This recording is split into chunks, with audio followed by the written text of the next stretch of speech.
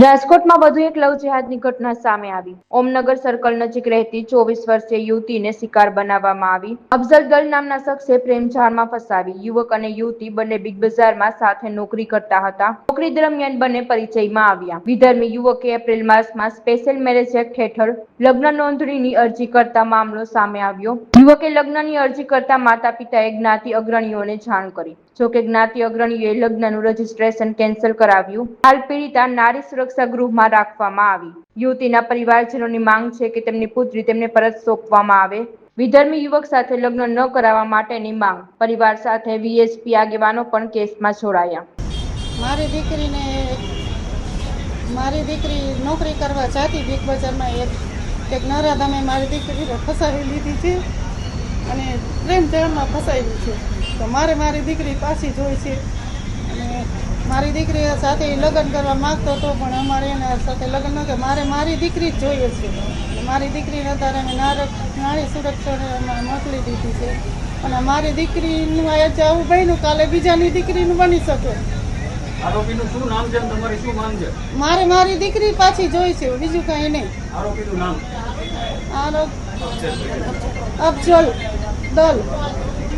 અફઝલ દલે પ્રેમ જાળમાં ફસાવી છે। મારી દીકરી પાછી જ જોઈ છે અને અમે એમ કીધું કે અમે ગર્ભાશયની કોથળી કઢાવી નાખી। તો એ લોકો એમ કે તો મારી દીકરીને શું કરવી છે કે તો શું એ લોકો મુસલમાનના છોકરા શું આપણી દીકરીને આવી રીતે ફસાવી શું બચાવ પેદા કરવા માટે લઈ જાય છે?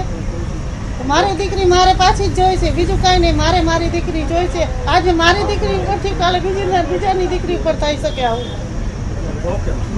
મારી દીકરી જોઈ છે, બીજું કાંઈ નહીં। હું એને લઈને જ લઈશ ને મને આ લોકો બધા સાથ આપે એને હું મારી દીકરીને લઈ લઈશ જ। બજરંગ દળ વાળાને મેં સંપર્ક કર્યો છે। વિશ્વ હિન્દુ પરિષદ સાથે મેં સંપર્ક કર્યો છે અને RSS સાથે સંપર્ક કર્યો છે। તો મારી દીકરી જોઈએ જ છે અને દીકરાને સજા હોવી જ જોઈએ। આજે મારી દીકરી ઉપરથી કાલે બીજાની દીકરી ઉપર આવું ન થઈ શકે ને। મારા નણંદ છે ને 5 વર્ષ પહેલા બિગ બજારમાં જોબ કરતા ત્યારે એ બે હારે જોબ કરતા। મારા નણંદને ફસાવી લીધા તેને અને પ્રેમ કરવામાં કે હું તારી સાથે લગ્ન કરીશ, હું તને આવી રીતના રાખીશ। પણ અમે 1.5 મહિના પહેલાં અમને ખબર પડી કે એ લોકો મેરેજ કરવાના છે એટલે અમે મૈત્રી કરાર છે ને એની પાછો ખેંચાવી લીધો। તો એ લોકોએ મારા નણંદને ફસાવવાની કોશિશ કરી। તો મારા નણંદને તે એની સાથે લઈ ગયા। તો અમે એમ કીધું કે તમ તારે તું લઈ જા પણ અમે છે ને એની ગર્ભાશયની કોથળી કઢવી લઈ। તો કે ગર્ભાશયની કોથળી તમે કઢવી લો તો મારે શું એનું કામ છે?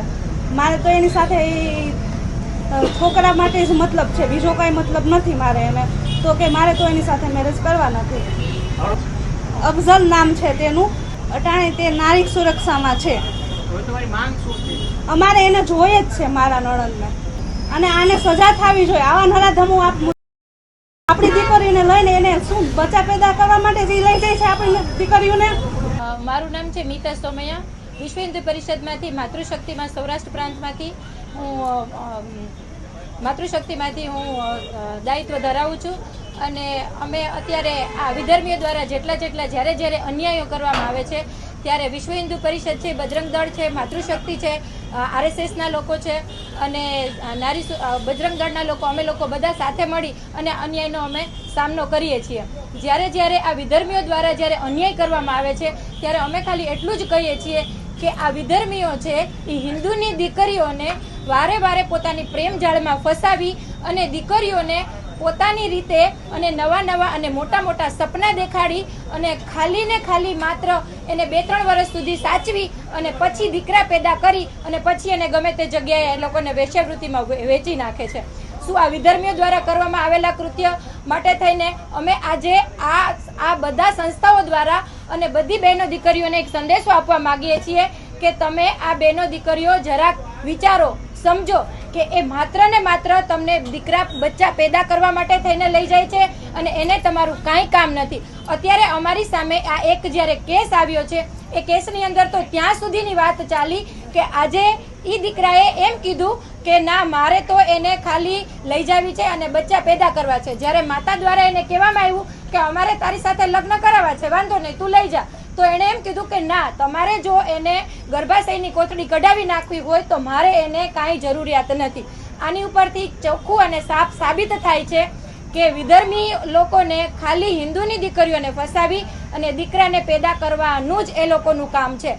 બાકી એ લોકોની હિન્દુની દીકરી ઉપર કોઈ પણ જાતનો નથી પ્રેમ કે નથી એ લોકોની જાતને એ લોકોને કોઈ કે આપણે એને પત્ની તરીકે સ્વીકારીએ. એટલે મારી ખાલી એટલી જ બધા જાહેર જનતાને બધાને ખાલી એટલી જ અપીલ છે, બહેનો અને દીકરીઓને, કે તમે જાગો, સમજો અને વિચારો અને વિધર્મીઓથી દૂર રહો. ભારત માતા કી જય.